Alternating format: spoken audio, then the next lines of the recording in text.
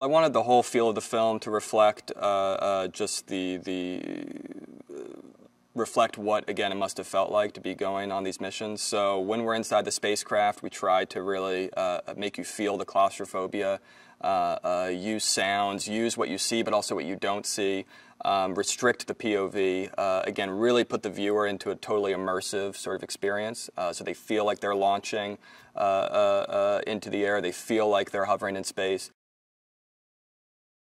This was a man who I think was forged through failure and through loss. He was not sort of born, this kind of born icon. He was not necessarily the sort of all-American hero from the outset. He was a human being. He was vulnerable. He made mistakes. He had flaws. And yet at the same time, there was obviously something special about Neil. There was something about his drive and about his vision, something you could see in his eyes, I think. And Ryan, again, is an actor who's able to do a tremendous amount, even without words, just with his eyes or with a look. And that's what I needed, really, for this character. There's no grander story to tell than mankind's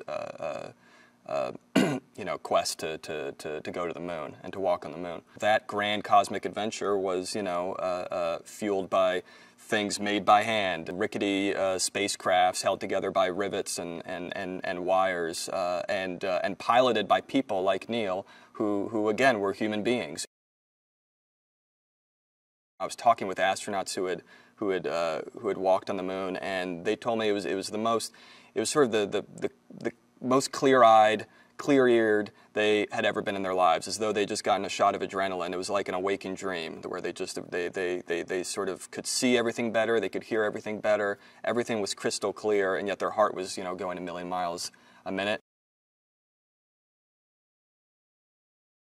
I really wanted to design this as something fully immersive, experiential, something where you feel like you go from, the sort of Armstrong household all the way out to space, all the way out to the moon and back, where you feel that push and pull and you feel that variety of experience. And I think to get that full ride, you got to be in a theater on a giant screen with sound surrounding you. Rob Reiner has directed some of the most famous films of the 20th century.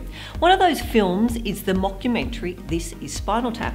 Reiner and his team tried writing a script but gave up after just a few days. The entirety of the dialogue was improvised by everyone involved, so Reiner tried getting everyone credited as the writers of the film.